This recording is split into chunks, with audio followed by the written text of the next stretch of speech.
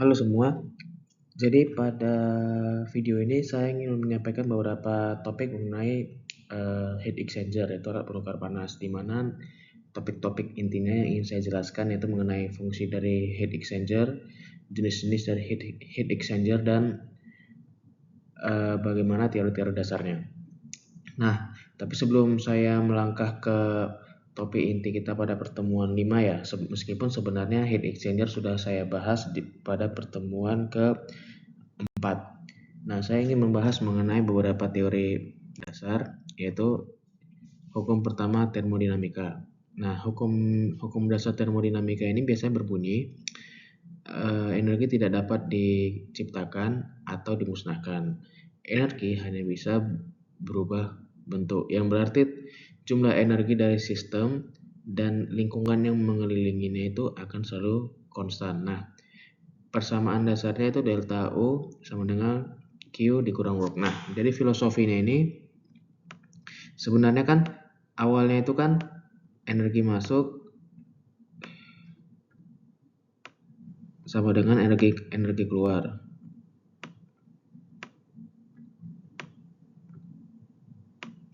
Nah, jadi energi masuk dan energi keluar itu terdiri dari beberapa macam. Ada energi potensial, ada energi kinetik, ada energi panas. Nah, akan tetapi pada kenyataannya itu tidak semua jenis sistem yang kita gunakan untuk membangkitkan energi, terutama untuk energi gerak, itu menggunakan energi gravitasi, di mana energi gravitasi itu berpengaruh pada energi potensial.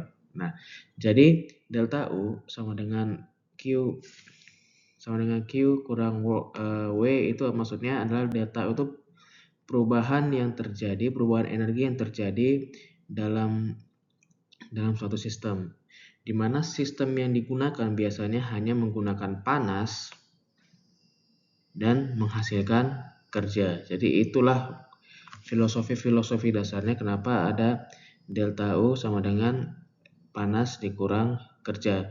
Contohnya apa? Piston. Jadi ketika kita memanaskan gas yang ada dalam piston, panas akan menaikkan energi dalam dari gas menggunakan temperatur, dan hasilnya itu akan digunakan untuk menghasilkan gerak work. Nah, jadi itulah rumus dasar dari first law of thermodynamics. Berikutnya saya ingin membahas mengenai second law of thermodynamics. Nah, di mana second law of thermodynamics ini sebenarnya mengarah kepada statement yang mengatur arah dari aliran energi. Nah, jadi energi itu secara alami itu dia tidak berpindah dari lingkungan yang lebih dingin ke lingkungan yang lebih panas, enggak. Jadi secara alami yang terjadi itu jika ada dua lingkungan nih, satu panas, satu dingin. Nah, energi akan berpindah dari lingkungan yang panas ke lingkungan yang dingin. Nah, berikutnya pada hukum kedua termodinamika ini, tidak semua energi bisa dikonversi menjadi kerja. Nah, jadi memang pada aplikasi nyata akan selalu ada energi-energi yang losses. Energi losses itu energi yang terbuang. Contohnya panas yang terbuang ketika kita memakai boiler, atau misalnya kalau kita melihat pabrik-pabrik yang ada, kita kadang melihat kayak ada uap atau air yang masih panas yang misalnya terbuang. Nah, itu sebenarnya bisa dikategorikan sebagai losses, panas yang terbuang atau energi yang terbuang. Nah, berikutnya proses yang terjadi di dalam alam itu sebenarnya sifatnya tidak bisa berulang. Jadi jika suatu energi berpindah dari lingkungan yang lebih panas ke lingkungan yang lebih dingin, itu tidak bisa terjadi kebalikannya. Nah, aplikasi nyatanya itu misalnya kita ada es nih. Kita es batu. Kita letakin di ruangan pada suhu ruangan. Nah, es batu tersebut perlahan-lahan akan berubah menjadi air, menjadi liquid. Tidak bisa kita menunggu es batu tersebut untuk tetap bisa menjadi es batu, itu nggak bisa. Pasti dia akan mencair. Kecuali es batu yang sudah mencair menjadi air kita masukkan ke dalam refrigeran. Nah, itulah fungsi sistem pendingin. Tapi ingat, sistem pendingin itu sebenarnya tidak tidak terjadi secara alami. Jadi itu sistem pendingin adalah sistem atau mesin yang diciptakan manusia dengan konsep rekayasa untuk melakukan proses kebalikan dari perpindahan panas. Nah, konsepnya itu sebenarnya di dalam hukum termodinamika kedua ini kita mengenal yang namanya entropi. Nah, entropi itu sebenarnya lebih cenderung kepada istilah yang diciptakan yang digunakan untuk mengukur sifat dari ketidakteraturan dan arah dari energi. Nah, berdasarkan perjanjian umum, entropi yang ada di universe, yang ada di dunia ini jumlahnya itu minimal 0 kalau prosesnya sempurna atau lebih dari 0, di mana entropi ini sebenarnya berkaitan dengan arah dari arah dari energi tersebut, misalnya dari lingkungan yang lebih dingin ke lingkungan yang lebih panas ke lingkungan yang lebih dingin. Nah, ketika dia berpindah dari lingkungan panas ke lingkungan yang dingin itu, entropi tersebut panas tersebut pasti akan terbuang juga ke lingkungan sekitar. Nah, itu yang disebut dengan entropi. Contohnya, heat engine can convert only part of the energy into work. Nah, jadi mesin penukar panas hanya bisa mengkonversi sebagian dari panas menjadi tenaga kerja yang berguna. Berikutnya saya ingin membahas tentang entalpi ya. Jadi secara definisi entalpi itu adalah jumlah panas atau jumlah energi yang terkandung pada liquid yang mengalir. Nah, jadi entalpi ini sebenarnya ini perpaduan antara energi internal, energi dalam, dan energi gerak, pressure and volume. Nah, jadi analogi sederhana itu ketika ada fluida nih. Jadi ketika ada fluida mengalir, contohnya misalnya di boiler. Jadi fluida yang ada di boiler itu ketika dipanaskan menjadi steam atau uap. Nah, ketika dia menjadi uap itu sebenarnya sudah memiliki temperatur yang tinggi.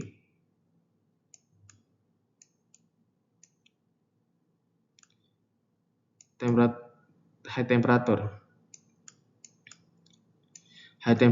Nah, temperatur yang tinggi ini otomatis dapat kita simpulkan dengan tingginya temperatur memiliki besarnya nilai energi dalam. Nah, ketika dia mengalir, bukan hanya energi dalam ini aja yang berperan, tapi ada juga energi gerak, work, yang dihasilkan karena adanya dorongan pompa. Nah, secara umum untuk aliran steady, kita bisa menggunakan persamaan ini. Q dot dikurang W dot sama dengan M dikali H kurang H2 dikurang H1, di mana H2 ini adalah nilai entalpi setelah fluida keluar, sedangkan H1 adalah nilai entalpi ketika fluida masuk ke suatu sistem. Nah, Q adalah heat transfer rate. Heat transfer rate ini adalah perpindahan panas yang terjadi antara fluida dengan lingkungan sekitarnya. Nah, contohnya apa? Misalnya ini kita katakanlah ini sebuah pipa di mana ada fluida yang mengalir. Nah, katakanlah ini fluida yang ingin dipanaskan. Di sini ada furnace. Analogi yang saya ambil ini adalah berdasarkan dari boiler ya. Nah, jadi ketika boiler itu menggunakan bahan bakar misalnya batu bara untuk menghasilkan panas. Nah, panasnya itu digunakan untuk memanaskan dan merubah fase fluida yang dialirkan sehingga nanti panas yang dihasilkan yang masuk ke dalam fluida tersebut adalah Q.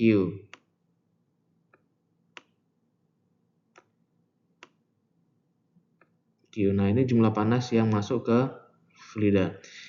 Nah, work rate, shaft work itu adalah misalnya hasil kerja yang digunakan untuk menghasilkan panas heat transfer rate ini. Nah, mass flow rate itu adalah aliran mass flow rate itu seperti laju aliran massa. Jadi satuannya itu adalah kilogram per second. Jadi berapa kilogram mengalir fluida dalam pipa ini dalam satuan waktu. Nah, specific enthalpy at inlet and outlet itu nilai dari entalpi. Sebenarnya nilai dari entalpi itu sudah bisa kita lihat pada tabel uap. Nah, jadi change in enthalpy itu adalah mewakili seberapa besar panas atau kerja atau energi kerja yang mengalir dalam suatu fluida. Baru berikutnya kita akan bahas mass flow rate. Sebelumnya yang seperti slide sebelumnya kan saya sudah membahas mass flow rate itu sebenarnya jumlah dari massa dari fluida yang mengalir melalui suatu area dalam satuan waktu. Nah, di mana mass flow rate ini dipengaruhi oleh massa jenis, luas area, dan kecepatan aliran. Nah, bagaimana kita bisa mengetahui berapa jumlah energi yang mengalir, yaitu mass flow rate dikalikan dengan entalpi. Nah, makanya pada slide sebelumnya kan kita lihat ada rumus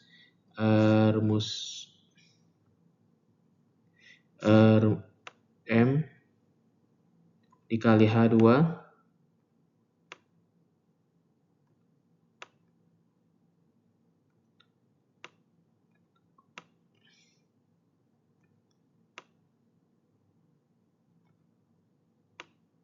Nah, M dikali H2 itu melambangkan energi flow rate. M dikali H1 itu juga melambangkan energi flow rate. Jadi M dikali H2 dikurang H1 itu maksudnya itu energi flow rate yang pertama kali masuk ke suatu sistem itu akan berbeda dengan energi flow rate yang ada ketika suatu fluida keluar dari suatu sistem. Nah, berikutnya yang paling penting itu dalam menganalisa suatu sistem itu adalah continuity equation atau persamaan kontinuitas, di mana untuk aliran yang steady jumlah massa yang masuk itu selalu dengan jumlah massa yang keluar. Nah, apa yang mempengaruhi jumlah massa? Ada massa jenis, ada luas, dan ada volume flow rate. Ini kecepatannya. Jadi yang masuk udah pasti yang keluar. Nah, kalau jumlahnya berbeda berarti ada kebocoran. Nah, arti dari continuity equation itu maksudnya massa tidak bisa diciptakan atau dihancurkan. Itu idenya sama dengan energy conservation, tapi bedanya itu massa. Apa yang mengalir melalui suatu volume dengan kontrol volume tertentu harus meninggalkan kecuali massa itu disimpan atau dimusnahkan. Jadi kalau misalnya kita mengalirkan air nih, saya ada suatu kolam wadah, kita alirkan 1 liter. Nah, itu air yang di dalam kolam itu harusnya keluar sebanyak 1 liter. Nah, jika tidak keluar sebanyak 1 liter, otomatis di dalam kolam itu masih tersimpan air atau terjadi kebocoran. Nah, kontinuitas ini juga bisa persamaan kontinuitas ini juga bisa kita gunakan apabila kita ingin mengatur kecepatan dari suatu sistem, contohnya nozzle. Kalau misalnya area berkurang, area keluarnya berkurang, otomatis kecepatannya juga meningkat. Nah, dengan meningkatnya kecepatan, massa jenis akan sedikit berubah. Nah, maksudnya massa jenis sedikit berubah itu maksudnya gimana sih? Nah, kalau misalnya kita megang pipa nih, kita pasang selang, nah kan keluar air, kita bisa melihat wujud air yang bening. Nah, kalau misalnya kita kecilkan ujung pipanya itu, otomatis dia akan nyemprot makin kencang dengan tekanan yang berbeda tentu saja. Nah, ketika dia nyemprot air semakin kencang, yang kita lihat lagi bukan air bening, tapi seperti kayak butiran-butiran air yang lebih kecil yang bentuknya jika kita siramkan misalnya ke lantai itu pasti berbentuk seperti gas. Nah, itulah kenapa massa jenisnya sedikit berubah meskipun tidak secara keseluruhan.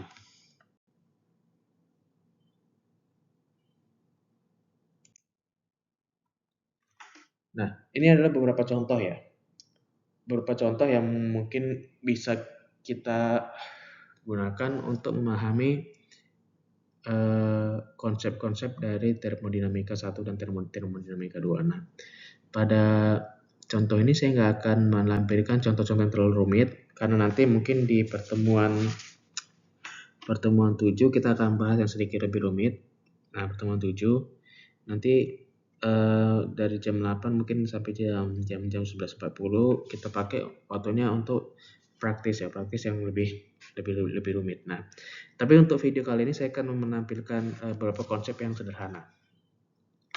Jadi a gas in a piston receives 500 kJ of heat from a heater and performs 200 kJ of work by expanding. What is the change of internal energy of the gas? Jadi pada umumnya, pada dasarnya ada gas dalam sebuah piston mendapatkan energi sebesar 500 kJ energi panas nih dari heater. Nah, piston tersebut bisa menghasilkan energi kerja 200 kJ dengan dia bergerak expanding gini. Nah, pertanyaannya what is the change in internal energy?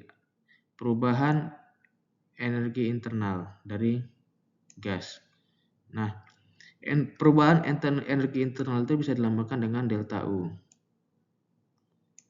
Nah, a gas in piston receive. Nah, berarti ini Q. Q ini sama dengan berapa? 500.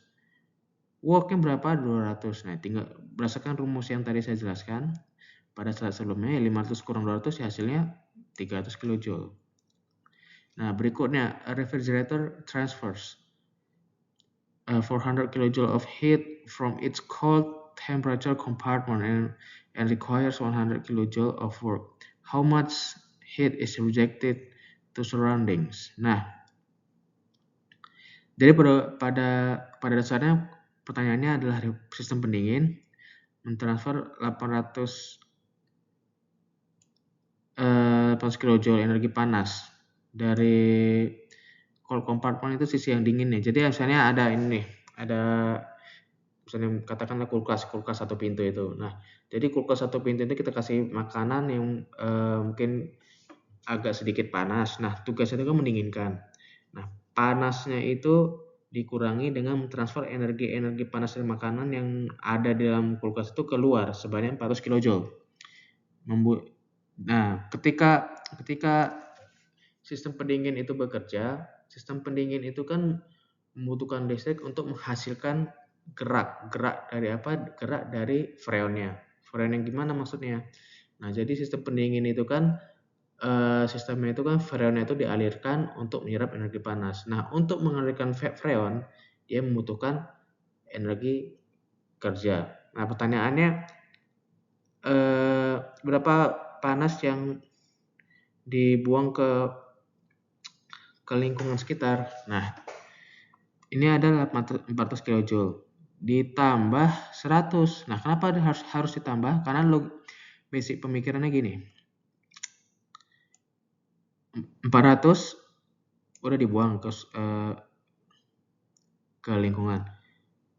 Nah, 100 kJ itu memang dipakai untuk mengalirkan kerja dari freon. Akan tetapi dengan menggunakan 100 kJ ini, 100 kJ dari kerja itu otomatis membuang energi sebanyak 100. Nah, totalnya berapa yang terbuang? Ya 500 kJ. Berikutnya, water enters a heat exchanger with an enthalpy of 150 kJ per kilogram and leaves with 250 kJ per kilogram at a mass flow rate of 2 kg per second. What is the rate of heat transfer? Jadi nomor 3 ini air masuk ke mesin penukar panas yang nilai entalpinya adalah 150 kJ per kilogram. Nah, pergi baru keluarnya itu sebanyak 250 kJ per kilogram. Nah, dengan laju massa sebesar 2 kg per second. Nah, berapa heat transfernya? Nah, jumlah heat transfernya udah jelas ya, menggunakan rumus yang di slide sebelumnya. Q sama dengan M mass flow rate dikali entalpi keluar dikurang entalpi masuk. Nah, nilai entalpi ini ada sebenarnya bisa kita lihat di sini, bisa kita lihat di tabel uap. Tapi pada pertanyaan ini nilai entalpi ini sudah diketahui. Nah, gimana cara kita mengetahui nilai entalpi dari uap? Dari tabel uap. Nah, nanti mungkin pertemuan selanjutnya akan saya bahas ya. Tapi untuk soal nomor 3 ini, nah, mass flow rate-nya berapa? 2. Baru entalpinya berapa? 250. Nah, entalpi keluar. Entalpi masuknya berapa? 150. Nah, tinggal kalikan aja. Hasilnya 200 kJ per second.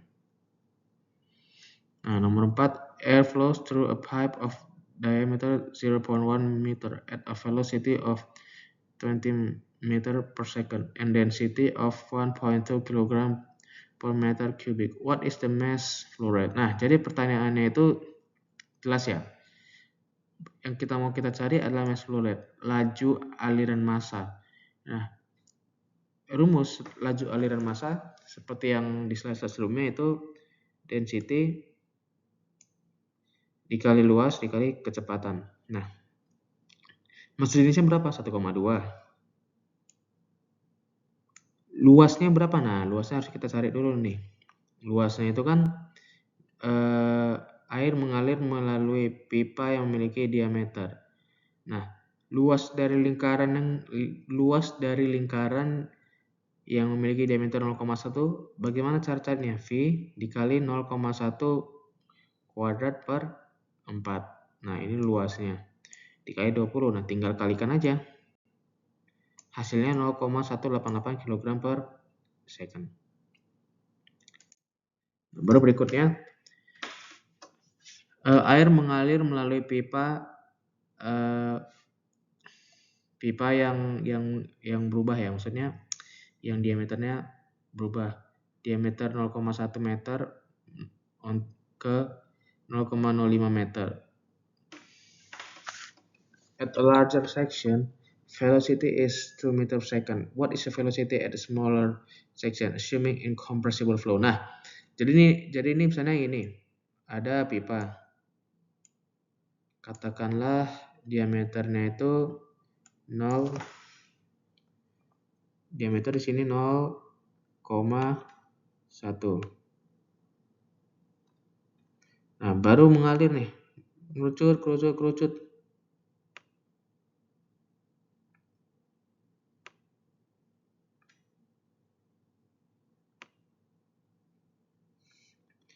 Nah, itu 0,05. Nah, tadi kan sudah dijelaskan jika aliran massa yang masuk harus sama dengan yang keluar. Nah, aliran massa masuk yang itu kan sebenarnya dipengaruhi sama densitas juga. Soalnya di sini harus densitas. Massa jenis. Nah, massa jenis dari mana? Dari air. Nah, tapi dalam soal assuming incompressible flow.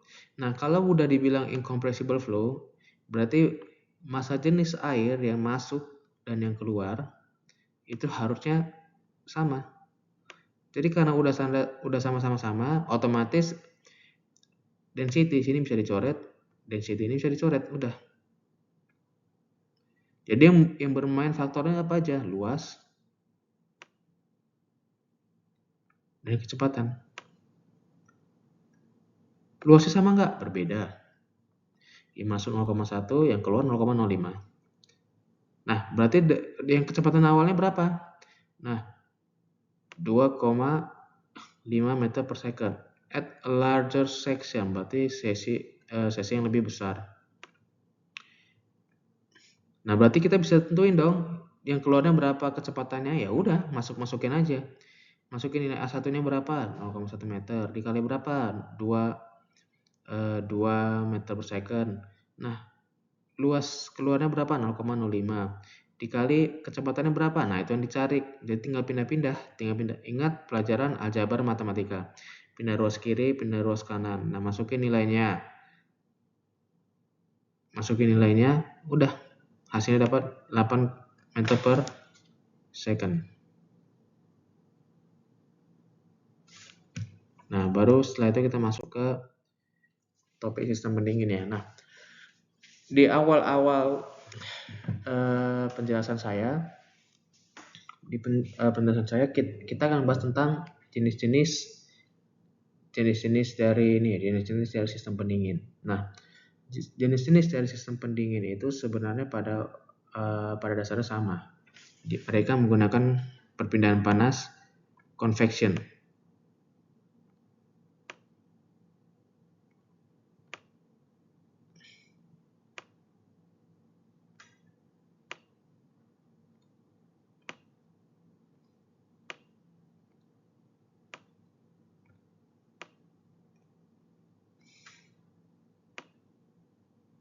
Nah, perpindahan convection ini sebenarnya dasar dari sistem pendingin.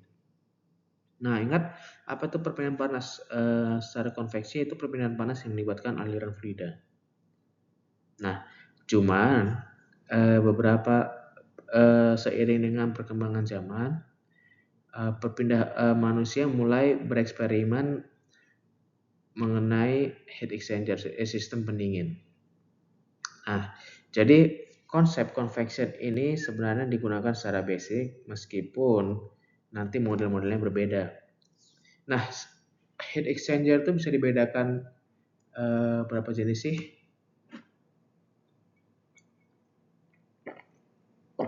Nah, ada beberapa poin yang ingin saya jelaskan. Yang pertama, berdasarkan proses transfernya berapa. Contohnya indirect, secara tidak langsung, contact heat exchanger. Yang kedua adalah direct, contact heat exchanger. Nah, baru berikutnya dikategorikan berdasarkan jumlah fluidanya. Berikutnya adalah permukaan compactness. Maksudnya permukaan compactness itu jumlah permukaan yang bersentuhan langsung dengan aliran fluidanya itu. Berikutnya ada construction features. Construction features ini jenis perpindahan panas, jenis heat exchanger yang dikategorikan berdasarkan fitur-fitur konstruksinya. Nah, berikut according to flow arrangement. Nah, flow arrangement itu laju dari fluida tersebut. Misalnya mengarah ke arah yang sama,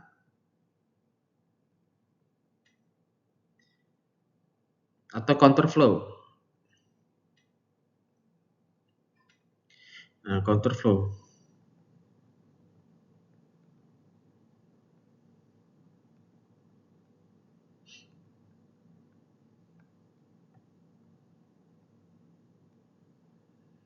Nah, baru berikutnya ada heat transfer mechanism. Jadi dikategorikan berdasarkan mekanisme perpindahan panas. Oke, kita lanjut pada topik berikutnya. Nah, berarti pada klasifikasi berdasarkan transfer proses. Nah, ada yang pertama indirect contact heat exchanger. Jadi dalam jenis ini aliran fluida tetap terpisah dan perpindahan panasnya itu melalui sekat-sekat. Bisa dinding atau misalnya ada pembatas lah antara satu fluida dengan fluida yang lain. Nah, jadi gini, analoginya itu misalnya ini ada fluida, ada pipa ya. Ada pipa masuk. Ini aliran panas. Nah, tapi di sini ada aliran cold C.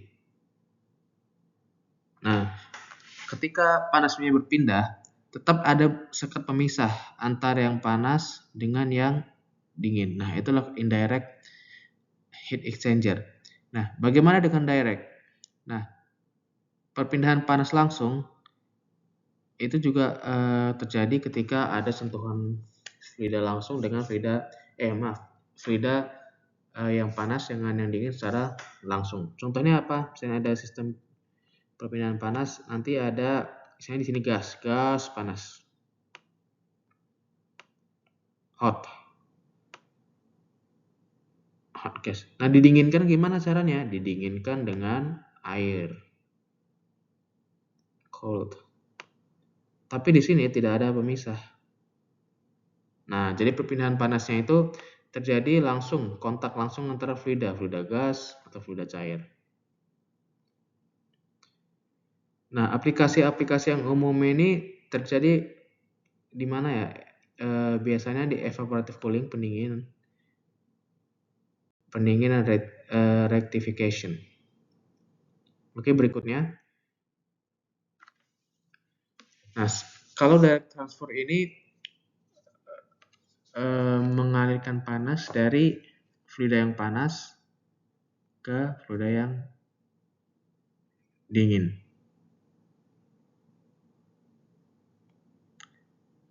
Nah, tapi pertanyaannya apakah mereka akan fluida yang panas dan dingin itu akan tergabung? Enggak. Karena biasanya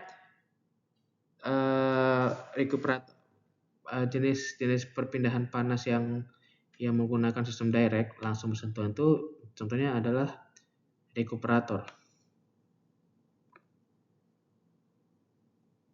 Nah, jadi memang pada dasarnya itu jenis fluida yang digunakan itu memang fluida yang nggak bisa menyatu. Contohnya apa? Misalnya mendinginkan minyak dengan air, dengan steam misalnya itu memanaskan. Nah, air dan minyak kan nggak bisa menyatu. Nah, itulah contohnya.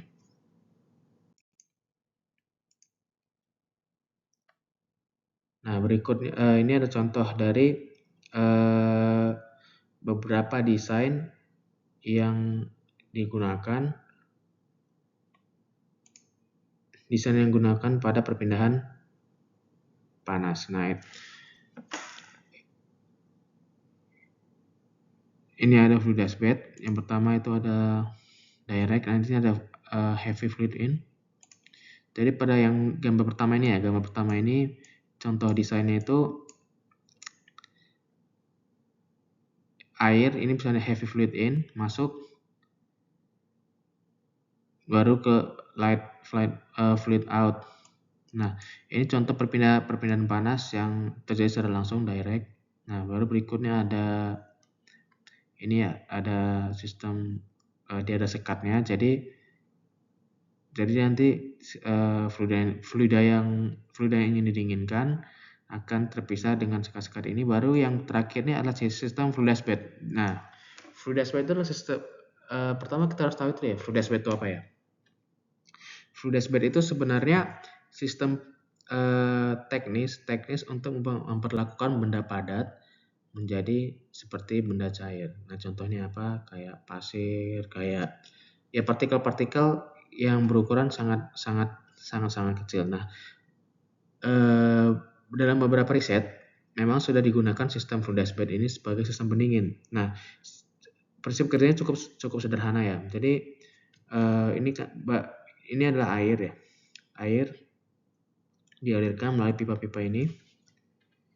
Ini air masuk. Nah, masuk dengan tujuan untuk memanaskan. Nah, menjadi uap. Nah, gimana cara memanaskannya? Nah, jadi air yang masuk ini akan dipanaskan. Di sini ada butiran-butiran bed material, itu maksudnya butiran-butiran yang sudah diperkecil, yang gunanya sebenarnya untuk heat storage, penyimpanan panas. Nah, ketika air masuk, karena di sini sudah ada penyimpanan panas, dia otomatis berubah fasa menjadi uap. Nah, partikel-partikel ini partikel-partikel ini yang sibuk terbakar akhirnya akan menjadi debu atau butiran-butiran kayak arang gitu. Nah, turun ke bawah. Sisanya apa yang keluar? Flue gas. Gas sisa hasil pembakaran. Nah, itu contoh sistem dari flue gas bed heat exchanger.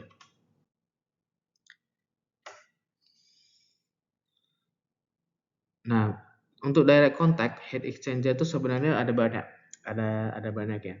Tapi saya tidak ingin mengelaborate secara keseluruhan karena itu jumlahnya cukup banyak. Jadi saya hanya akan mention sedikit dan teman-teman saya harapkan punya inisiatif untuk mencari desain-desain yang terbaru ya, misalnya di waktu luangnya desain-desain perpindahan panas yang sering, bukan perpindahan panas, desain dari alat penukar kalor yang sering digunakan di industri itu gimana gitu loh.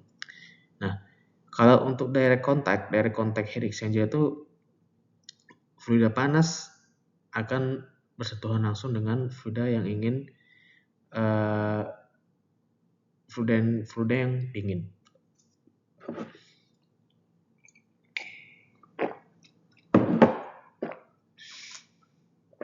Contohnya apa? Immiscible fluid exchanger.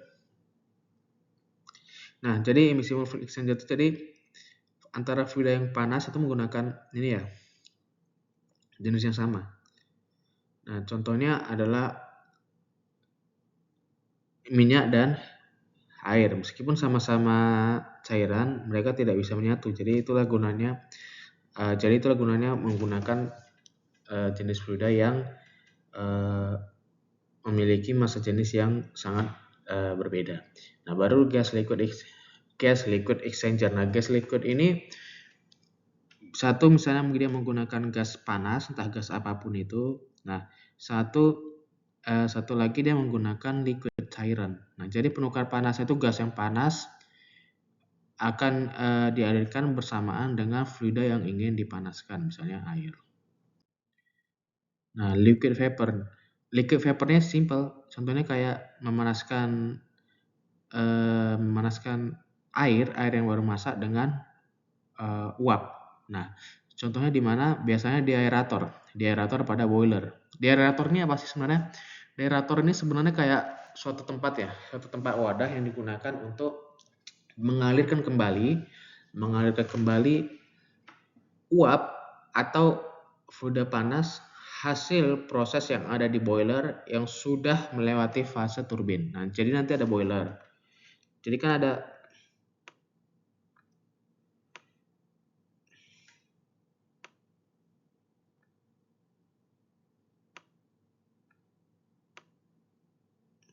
Nah, ini kan boiler. Air biasanya masuk dari sini. Masuk dari boiler, air, water. Masuk dari boiler, masuk ke turbine.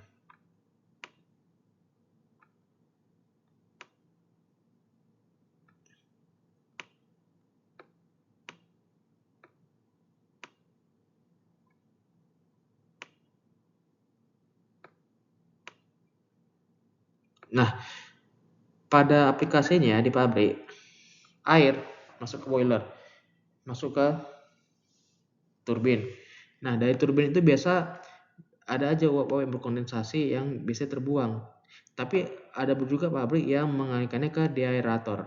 Nah, deaerator ini adalah tempat pertemuan antara uap atau cairan atau air panas hasil proses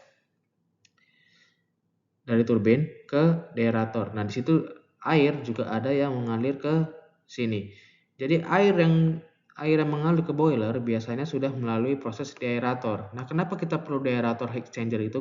Karena biasanya kan air itu kan diambil dari sumber terdekat ya, bisa misalnya sungai. Nah, temperatur yang ada pada sungai di pabrik terdekat itu biasanya dingin, biasanya 25 derajat Celcius. Nah, sedangkan suhu untuk mendidihkan air menjadi uap itu biasanya 100 derajat Celcius. Nah, dengan memasukkannya ke deaerator ini diharapkan air yang benar-benar dingin akan dipanaskan terlebih dahulu menggunakan energi panas yang berasal dari uap atau air sisa proses turbin. Sehingga nanti air yang baru mengalir itu udah panas, misalnya suhunya mencapai 50. Nah, boilernya ini nggak mengalami kesulitan untuk memanaskan air dari 50 derajat menjadi 100 derajat Celcius. Nah, ini berikutnya adalah immiscible fluid heat exchanger. Analogi yang bisa saya sampaikan pada presentasi ini, contohnya ini hot feed dan cold feed mengalir, tapi mereka tidak menyatu. Nah, gas liquid heat exchanger, ini gas dimasukin, liquid dimasukin. Nah, biasanya gas ini digunakan untuk memanaskan liquid. Nah, baru inilah liquid vapor heat exchanger. Hot liquid akan mengalir ke atas, cold vapor akan mengalir ke bawah. Nah, baru berikutnya kita akan membahas mengenai klasifikasi sistem heat exchanger berdasarkan jumlah dari fluida yang digunakan. Jadi, kebanyakan proses dari pemanasan, pendinginan, atau heat recovery itu adalah proses penyimpanan panas atau pembuangan panas melibatkan transfer antara panas di antara dua jenis fluida atau lebih. Karena itu biasanya perpindahan panas itu biasa terjadi di antara dua fluida atau bahkan lebih lebih banyak digunakan. Maksudnya jenis heat exchanger yang menggunakan lebih dari dua jenis fluida itu lebih banyak digunakan.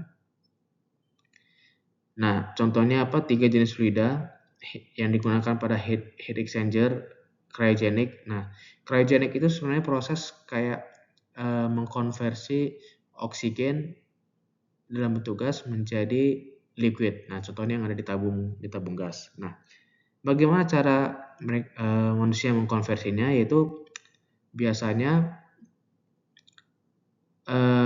gas itu akan diturunkan suhunya, tekanannya menjadi minus 250 derajat Celcius.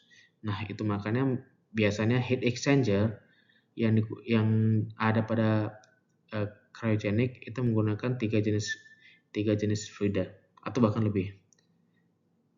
Biasanya helium air spiration atau untuk purification juga, atau hydrogen juga, atau sintetis gas amonia. Nah, itu juga menggunakan cryogenic.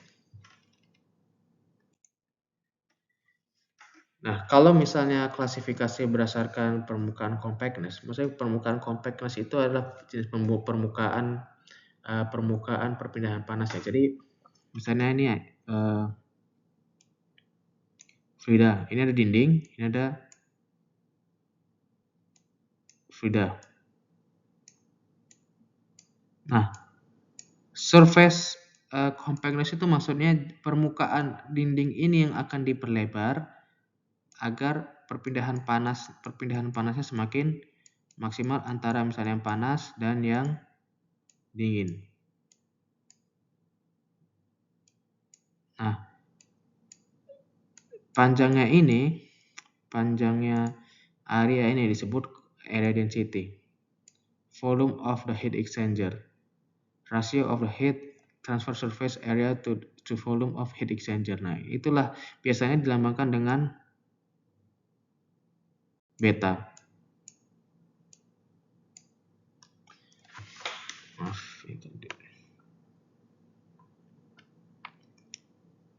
Beta.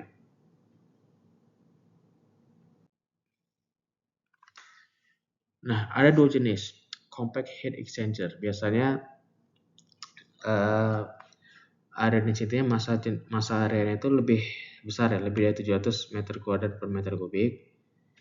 Digunakan ketika kita perlu efisiensi yang tinggi dan space atau area yang terbatas. Contohnya ada printer circuit bisa, atau plate fin, itu nama-namanya aja sebenarnya, atau microchannel heat exchanger. Microchannel itu sudah pernah saya mention kalau nggak salah di kelas. Nah, aplikasinya ada radiator di otomotif, aerospace, penerbangan, dan pendingin dari barang-barang elektronik kita. Berikutnya ada low surface area density. Misalnya area terlalu kecil, 200 meter kuadrat per meter kubik. Nah, jika lebih, misalnya jika kurang dari 200 meter kuadrat per meter kubik, itu bisa dikatakan sebagai low surface area density. Contohnya apa? Cell and tube, double pipe heat exchanger. Aplikasinya apa? Power plant, chemical industries, and refineries. Nah, jadi biasanya kalau yang menjadi power plant itu kayak pembangkit listrik. Atau industri kimia, nah biasa menggunakan low surface area density.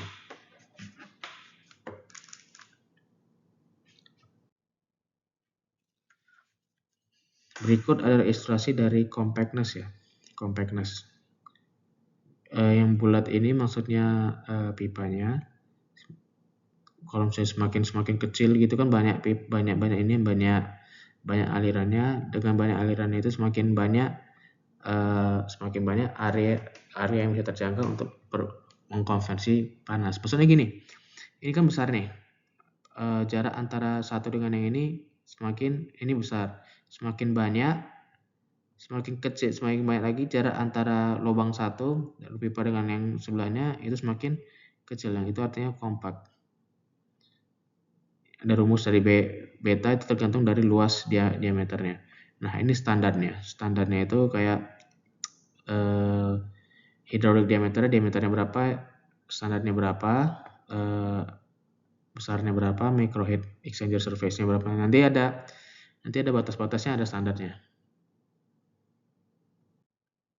Nah, baru berikutnya kita akan membahas heat exchanger yang diklasifikasikan berdasarkan konstruksi features. Construction features itu tergantung daripada konstruksinya itu gimana. Nah, pada dasarnya ada tubular, plate type, extended surface, and regenerative exchanger.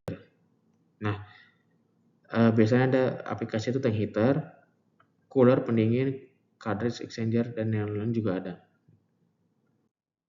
Nah, yang pertama ada tubular pipe. Tubular pipe itu kayak bulat itu loh. Mesin penukar kalor yang biasanya ada di pembangkit tenaga listrik, oil and gas, chemical, HVAC, dan food processing. Mereka menggunakan tube itu kayak pipa untuk memisahkan panas dan fluida yang kecil, panas dan fluida yang dingin ketika mengizinkan panas untuk ditransfer melalui tube walls. Baru tipe tubular heat exchanger ini juga dibedakan dari beberapa jenis ya, double pipe heat exchanger, cell and tube heat exchanger, coil tube heat exchanger. Sebenarnya pada dasarnya prinsipnya sama aja, cuma sekali lagi karena dibedakan berdasarkan strukturnya, jadi kreativitas manusianya aja. Nah, nanti kedepannya apakah ada lagi? Ya bisa jadi ada. Cuman yang saya tampilkan adalah jenis-jenis yang paling sering digunakan. Nah, untuk definisinya sendiri bisa atau jenis atau skema-skema diagram atau desainnya silakan dicari di internet, Google sudah banyak. Saya kira udah banyak ya. Ini contohnya kayak tube, ada aliran fluida dingin baru keluar fluida panas keluar.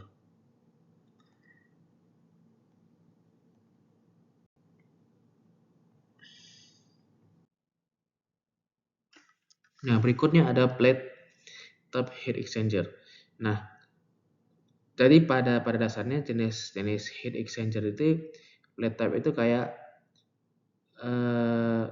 mereka itu kayak berbentuk plat gitu heat exchanger-nya. Jadi ada fluida di plat, fluida kayak plat gitu, jadi kayak kotak gitu ya. Nah, gasket heat exchanger itu buat gasket ada ini ya, ada cover gasketnya gitu. Nah, seperti ini contohnya. Dia ada plat-platnya gitu dia, kotak. Baru nanti fluida inlet masuk.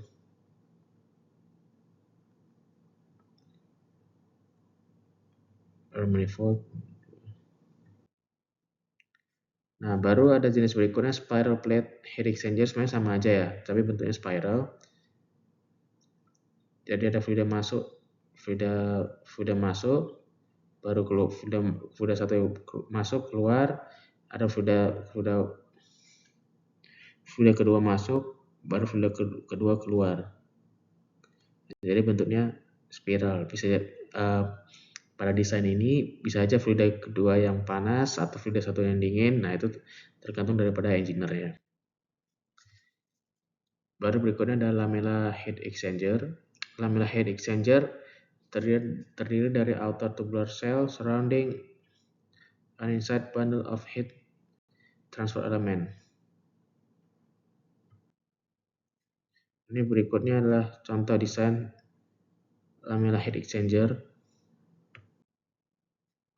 Baru berikutnya adalah printed circuit heat exchanger. Nah, kalau printed circuit heat exchanger-nya sebenarnya aplikasinya udah banyak di industri mungkin industri elektronik ada, mungkin nanti industri kimia juga ada, karena memang jenis ini yang sering digunakan sebagai penukar kalor karena sifatnya minimalis. Baru ada berikutnya adalah jenis panel coil heat exchanger.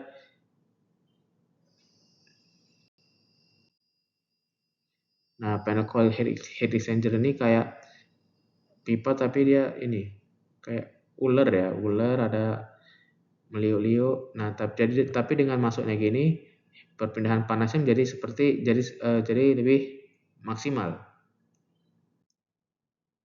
Nah, baru berikutnya ada extended surface heat exchanger. Nah, extended surface itu maksudnya betanya, maksudnya compactness-nya itu diperbesar sehingga nanti heat exchanger-nya perpindahan panas kalornya itu bisa lebih maksimal dengan menggunakan plate fin heat exchanger, tube fin heat exchanger.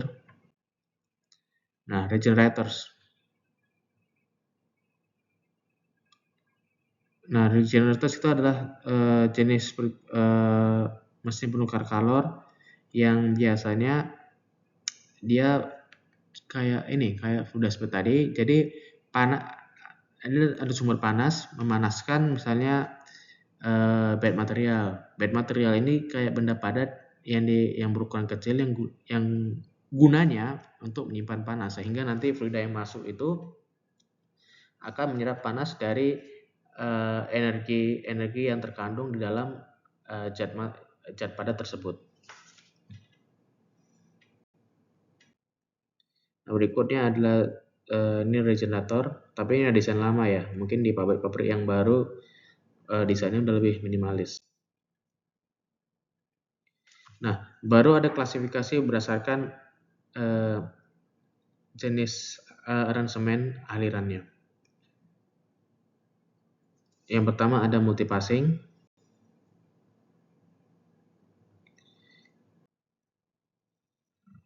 Sebenarnya ini ada video dari multipassing, tapi coba kita putar sebentar.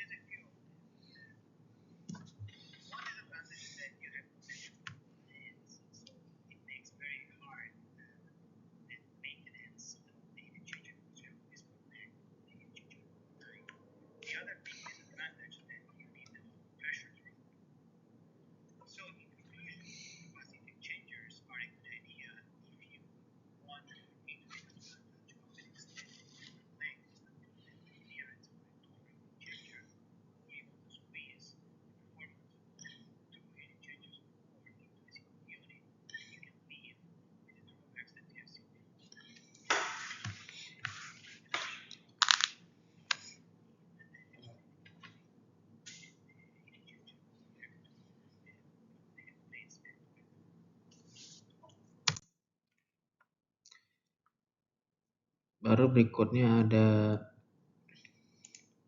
single pass heat exchanger yang saya bilang hanya satu aja alirannya. Nah, berikutnya ada aliran panasnya atau sebaliknya bisa baru paralel dengan arah yang sama gitu. Ada counter flow exchanger itu ya kayak ini dua jenis fluida dengan arah yang berbeda. Nah, baru berikutnya klasifikasi berdasarkan transfer mekanisnya. Biasanya pada dasarnya kalau heat exchanger itu kan transfer energi panas dari fluida yang satu ke fluida yang lain. Nah, biasanya itu hanya ada perpindahan konveksi atau two phase convection atau evaporasi by force or free convection, atau ada juga perpindahan panas, konveksi dan radiasi. Nah, tapi biasanya perpindahan panas ini perpindahan panas yang ada itu nggak hanya satu jenis, ada dua jenis atau lebih. Nah, untuk penutupnya ini saya ada sediakan kayak pohon ya, diagram jenis-jenis klasifikasi berdasarkan transfer proses. Ada indirect contact type dan direct contact type. Nah, ada direct transfer type, ada single phase, multi phase, ada storage type, fluid bed. Baru direct contact type, immiscible fluids, gas liquid, liquid vapor. Pada berikutnya ada klasifikasi berdasarkan jumlah dari fluida. Ada 2 fluida, ada 3 fluida, atau non fluida. Nah, berikutnya ada klasifikasi berdasarkan surface compactness. Gas to fluid, ada gas dan fluid, aliran panas gas untuk memanaskan fluid, atau liquid to liquid atau phase change. Nah, biasanya surface compactness mengalami istilah namanya beta, area loss area. Nah, berikutnya ada klasifikasi berdasarkan konstruksi, tubular, plate type, extended surface, regenerative.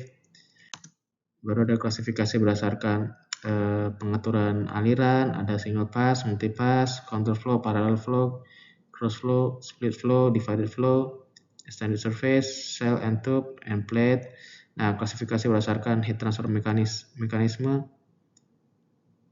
single phase convection on one side, two phase convection on both sides, combined convection and relative heat transfer. Nah, sekian dari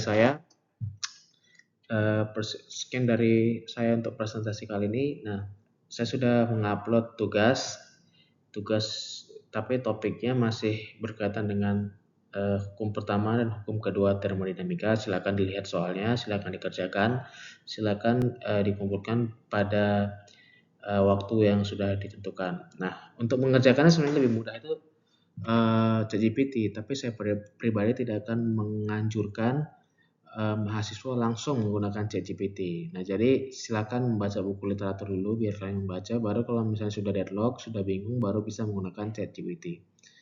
Sekian dari saya, terima kasih.